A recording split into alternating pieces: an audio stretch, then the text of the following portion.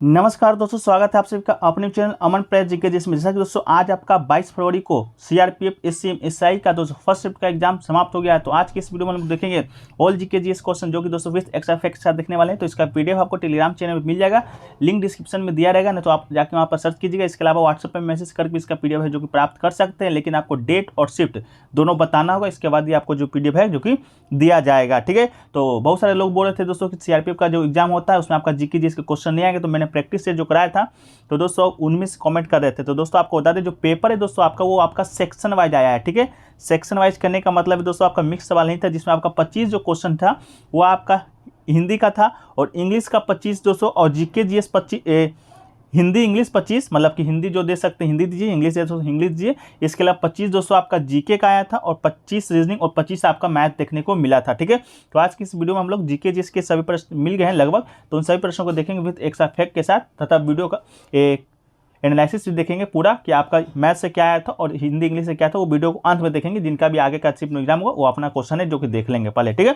तो चलिए वीडियो को शुरू करते हैं। जो जीके जीएस का पोर्शन है वो आपका पहले ही बता दें, आपका एसएससी के पैटर्न पे पूरा पूछा गया है, ठीक है। देखिए जो पहला क्वेश्चन आपसे पूछा गया था, सिंगलीला राष्ट्रीय उद्यान किस राज्य में है, ठीक है। तो सिंगलीला राष्ट्रीय उद्यान की बात करेंगे दोस्तों, सिंगलीला राष्ट्रीय उद्यान भारत के पश्चिमी राज्य के दार्जिलिंग जिले में एक राष्ट्रीय उद्यान है।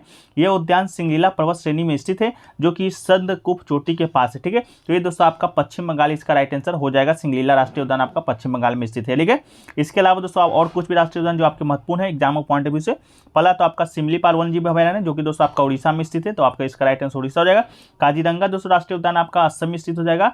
इसके अलावा गिंडी राष्ट्रीय उद्यान दोस्तों आपका तमिलनाडु राज्य के चेन्नई जिले में स्थित है। और इसके अलावा जो रणथंभौर राष्ट्रीय उद्यान दोस्तों आपका राजस्थान के सवाई माधोपुर शहर में लगभग 13.5 किलोमीटर दूरी पर स्थित है, ठीक है। तो रणथंभौर आपका राजस्थान, गिड्डी तमिलनाडु, काजीरंगा असम और सिमलीपाल उड़ीसा, और सिंगलीला आपसे पूछ दिया गया था जो कि दोस्तों आपका पश्चिम बंगाल में स्थित है, ठीक है। अगला जो क्वेश्चन है दोस्तों कि पूरे भारत में घूमने की जो स्वतंत्रता है अनुच्छेद 19 के किस भाग में है। ये दोस्तों कल देखिए, ये मैंने जो ट्रिक है कल आपके टेलीग्राम चैनल पे कल ही अपलोड कर दिया था, ट्रिक 19 A B C का, ठीक है। तो वहीं से दोस्तों आज एक क्वेश्चन डायरेक्ट देखने को मिला है, तो जो लोग टेलीग्राम नहीं ज्वाइन किए आप लोग ज्वाइन कर लीजिए, क्योंकि वही क्वेश्चन भेजते जो कि आपके आने वाला रहता है। कल मैंने ट्रिक भेजा था, आज क्वेश्चन आपका जो कि आ गया है, ठीक है। जाके आप वहाँ पर देख भी सकते हैं ज्वाइन करके, ठीक है। देखिए तो पूरे भारत में घूमने की जो स्वतंत्रता आपका बता दें, संविधान का अनुच्छेद 19 में है। अनुच्छेद 19 में तो है, लेकिन दोस्तों आपका भाग पूछा था तो भाग डी में है, ठीक है। तो इसका राइट आंसर भाग डी हो जाएगा। प्रत्येक नारी को देश के संपूर्ण राज्य क्षेत्र के स्वतंत्र रूप से घूमने के अधिकार प्रदान करता है, तो 19 का डी दोस्तों आपका इसका राइट आंसर हो जाएगा, ठीक है। इसका जो मैंने क्या ट्रिक आपको दिया था कल टेलीग्राम ग्रुप में, तो वो देख लीजिए। अनुच्छेद 19 में दी गई 6 स्वतंत्रता है 6 प्रकार की। तो ट्रिक था दोस्तों, बोस संघ आया गया और बस व्यापार किया, ठीक है। बोस संघ आया गया और बस व्यापार किया का मतलब दोस्तों आपको देखिए, 19 का ए में दोस्तों बोस है आपका बोलने की आज़ादी, 19 का बी में दोस्तों आपका सभा की आज़ादी, इसका सी मतलब कि संघ दोस्तों आपका संघ बनाने की आज़ादी, 19 का डी मतलब आया गया मतलब पूरे देश में आने जाने की आज़ादी, तो यही आपसे पूछ दिया गया था। इसके अलावा 19 ई का मतलब दोस्तों बस मतलब कि पूरे देश में बसने की आज़ादी, 19 जी मतलब व्यापार में दोस्तों आपका कोई व्यापार या जीविका की आज़ादी, ठीक है। तो ये दोस्तों आपका कल मैंने टेलीग्राम पे दिया था, वो आज ही आपको देखने को मिला है, ठीक है। चलिए अगला जो क्वेश्चन है दोस्तों, विश्व के आधार पर जीडीपी में भारत का स्थान आपसे पूछा गया था। तो भारत की जो अर्थव्यवस्था है उसे जीडीपी के पैमाने पर दुनिया की 5वीं अर्थव्यवस्था, तो 7, 5, 9, 11 आपके ऑप्शन में दिया गया था, तो 5 आपका बिल्कुल राइट आंसर हो जाएगा। लेकिन प्रति व्यक्ति जीडीपी के पैमाने पर दुनिया के 194 देशों की सूची में भारत का स्थान 144 है, ठीक है। तो प्रति व्यक्ति जीडीपी के स्थान पर दोस्तों 144 है और जीडीपी पर पैमाने की दुनिया का 5वां अर्थव्यवस्था है, तो आपका राइट आंसर 5वां हो जाएगा, ठीक है। चलिए अगला है दोस्तों कि अविनाश सावले किस खेल से संबंधित है, ठीक है। अविनाश सावले, ठीक है, ये पूछा गया था। तो अविनाश सावले जिनका जन्म आपका 13 सितंबर 1994 को हुआ था, एक भारतीय ट्रैक फील्ड एथलीट है जो कि 300 मीटर स्टीप प्लेस चेज में माहिर है। तो स्टीप प्लेस चेज आपके ऑप्शन में दिया गया था, जो कि बिल्कुल राइट आंसर हो जाएगा। उनके पास 8:11:20 का राष्ट्रीय रिकॉर्ड है, जो कि 2022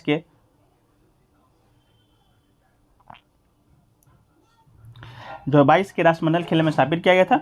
उन्होंने रजत पदक जीता था दोस्तों, जो 9वीं बार था, जो कि राष्ट्रीय रिकॉर्ड बनाया था, ठीक है। तो आपका पूछा गया था, तो स्टीप चेज इसका राइट आंसर आपका हो जाएगा, ठीक है। चलिए अगला जो क्वेश्चन पूछा गया था, राम मंदिर के पांचों जज का नाम दोस्तों आपसे नाम पूछा गया था। राम मंदिर जो आपको फैसला सुनाया था उनके पांचों जज का आपका नाम पूछा गया था। तो आपको बता दें सुप्रीम कोर्ट ने 5 जजों की संवैधानिक पीठ ने अयोध्या विवाद पर फैसला सुनाया था, जिसमें दोस्तों आपका चीफ जस्टिस से रंजन गोगोई की अध्यक्षता वाली बेंच में जस्टिस एस ए बोबड़े थे, जस्टिस डीवाई चंद्रचूड़ थे, जस्टिस अशोक भूषण थे, जस्टिस एस अब्दुल नजीर शामिल रहे थे। सरकार ने इस समय से पहले सीजीआई को गगोई को जेड प्लस की सुरक्षा दे दी थी। तो आपका पांचों जज का नाम पूछा गया था। तो आपको पांचों जज का नाम दोस्तों ऊपर है, मैंने आपको बता दिया है। एक क्वेश्चन देखिए पूछा गया था, बिरजू महाराज को किस सन में पद्म विभूषण दिया गया था। ठीक है, ये पूछा गया था आपसे महाराज के। तो पंडित बिरजू महाराज को 1983 में पद्म विभूषण से सम्मानित किया गया था। उन्होंने संगीत नाटक अकादमी पुरस्कार, कालिदास सम्मान भी मिले थे।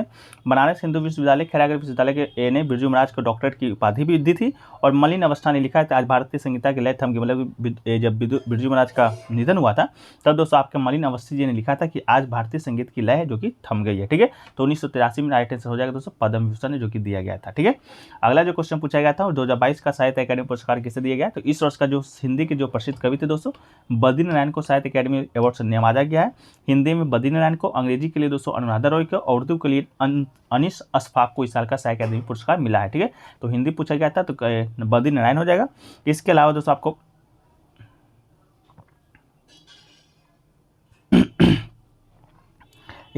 अंग्रेजी के लिए अनुराधा रॉय को, उर्दू के लिए अंश अशफाक को दिया गया था। तो देख लीजिएगा अपना। ठीक है, एक देखिए पूछा गया दोस्तों बड़े जहाज में जो आपातकालीन नाव होता है जो कि रबर का बना होता है उसमें दोस्तों कौन सी गैस भरा होता है, इस प्रकार का कोई क्वेश्चन पूछा गया था।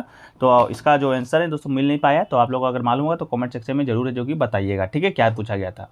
एक क्वेश्चन देखिए पूछा गया था मोइनुद्दीन चिश्ती की आत्मकथा जो कि किसके द्वारा लिखा गया है। ठीक है, मोइनुद्दीन चिश्ती का आत्मकथा। तो दोस्तों आपको बता दें इसका राइट आंसर दोस्तों जहांआरा बेगम साहिब हो जाएगा, जो कि दोस्तों शाहजहां मुमताज महल की सबसे बड़ी बेटी थी जहांआरा। उन्हें चिश्ती आदेश के संस्थापक मोइनुद्दीन चिश्ती की जीवनी लिखी थी जिसका जो शीर्षक था मुनिस अल अरबा था। साथ ही मुल्ला शाह की जीवनी जिसका शीर्षक रिसाला और साहिबा था, जिसमें उन्होंने द्वारा दीक्षा का वर्णन भी किया था। ठीक है, तो आपका राइट आंसर जहारा बेगम साहिबा आपका राइट आंसर हो जाएगा। ठीक है, एक क्वेश्चन आपका साइंस का था कि मोन्सिफेरा ग्रुप से रिलेटेड कोई क्वेश्चन था। तो आप लोग कमेंट अगर एग्जाम देकर आ रहे हैं तो कमेंट सेक्शन में जरूर बताइएगा क्वेश्चन क्या है जो कि पूछा गया था। ठीक है, एक क्वेश्चन देखिए, एक दो क्वेश्चन आपका बजट से भी रिलेटेड क्वेश्चन पूछा गया था। बजट का हालांकि क्वेश्चन जो कि स्टूडेंट है जो कि बता नहीं पाए, थोड़ा सा लैंग्वेज आपका थोड़ा सा हार्ड शायद पूछा गया था। तो आप लोग कमेंट सेक्शन में जरूर बताइएगा। ठीक है, एक क्वेश्चन देखिए पूछा गया था इंद्रजीत किस पार्टी से रिलेटेड थे, बीजेपी, कांग्रेस, और ऑप्शन दिए गए थे। तो राजा राव इंद्रजीत सिंह दोस्तों रेवाड़ी भारतीय राजनेता और भारतीय सरकार में राज्य मंत्री, स्वतंत्र प्रभाग के पूर्वोत्तर राज्य के वंशज है, 17वीं लोकसभा के सदस्य, भारत की संसद के निचले सदन, वो हरियाणा में गुरुग्राम का प्रतिनिधित्व करते हैं, वो भारतीय जनता पार्टी यानी कि बीजेपी के सदस्य। तो आपका राइट आंसर दोस्तों बीजेपी हो जाएगा। ठीक है, चलिए अगला जो क्वेश्चन पूछा गया था जनसंख्या के आधार पर सबसे छोटा राज्य कौन सा है। तो जनसंख्या के आधार पर सबसे छोटा राज्य पूछा गया था दोस्तों। तो आपका इसका राइट आंसर क्या हो जाएगा, तो गोवा इसका राइट आंसर आपका हो जाएगा जनसंख्या के आधार पर सबसे छोटा राज्य। ठीक है, सॉरी आपका इसका राइट आंसर सिक्किम हो जाएगा। सिक्किम भारत का सबसे छोटा राज्य जनसंख्या के आधार पर, तो ये पूछा गया था।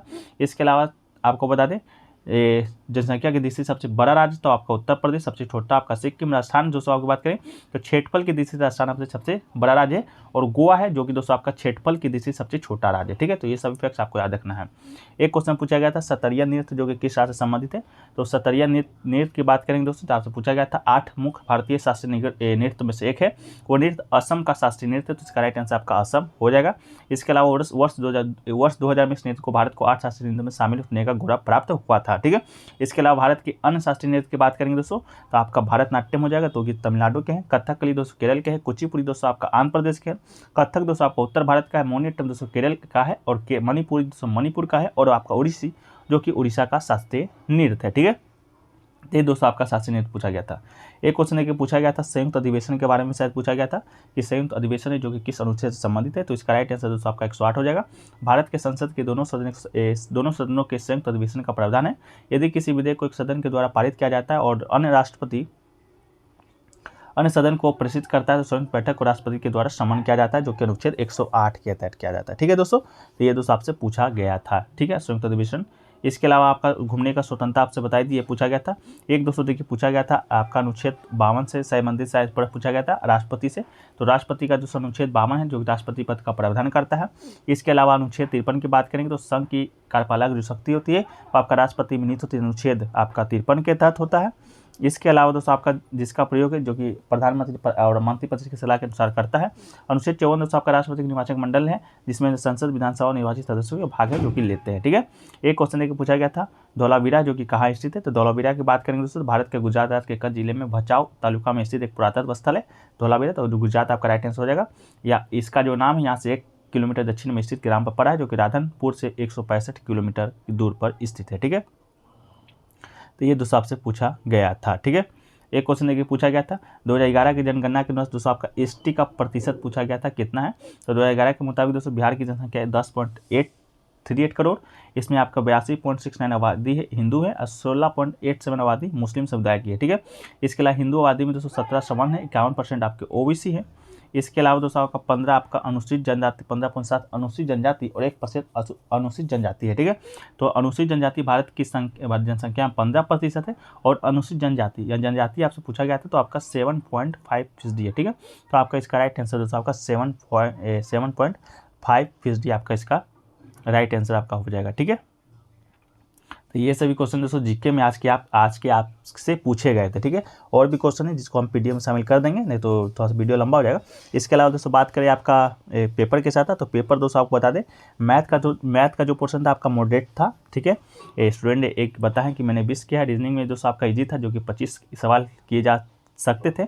इसके अलावा जीके थोड़ा सा टफ था जो कि एसएससी के पैटर्न पर था, तो आपका स्टूडेंट 13 किए थे। और हिंदी में दोस्तों आपका इजी था, हालांकि दोस्तों हिंदी की बात करेंगे तो आपका एडवांस हिंदी नहीं था। ठीक है, नॉर्मल हिंदी था लेकिन थोड़ा सा टफ था, ऐसा स्टूडेंट का कहना है। ठीक है, मैथ की बात करेंगे दोस्तों, तो मैथ में दोस्तों आपको बता दें मैथ में आपका टाइम एंड डिस्टेंस से दोस्तों 4 से 5 क्वेश्चन आया था, जिसमें आपका 2 रेलगाड़ी से संबंधित क्वेश्चन था। इसके अलावा टाइम एंड वर्क से आपका 2 क्वेश्चन था और आपका पाई चार्ट से दोस्तों आपका बात करें तो 3 क्वेश्चन, लाभ प्रतिशत हानि से आपका 2 क्वेश्चन देखने को इस शिफ्ट में दोस्तों आपको मिला है। इसके अलावा दोस्तों हिंदी में बात करेंगे तो हिंदी में शुद्धिकरण से था, वर्तनी से आपका 5 से 6 क्वेश्चन आपको देखने को है जो कि मिला था। ठीक है, तो ये सभी क्वेश्चन दोस्तों आपको देखने को आज के शिफ्ट में मिला है। तो दोस्तों आशा करते हैं दोस्तों की वीडियो आपको अच्छा लगा होगा, तो वीडियो अच्छा लगा तो चैनल को सब्सक्राइब जरूर कर दीजिएगा और नोटिफिकेशन बेल कॉल कर लीजिएगा, तो आने वाले एग्जामों का एनालिसिस जो कि सबसे पहले सबसे सटीक है दोस्तों आपको इसी चैनल पे मिलने वाला है। ठीक है, चलिए वीडियो को यहीं पर समाप्त करते हैं। पीडीएफ टेलीग्राम पे मिल जाएगा, नहीं व्हाट्सएप में भी मैसेज कीजिएगा। ठीक है, चलिए।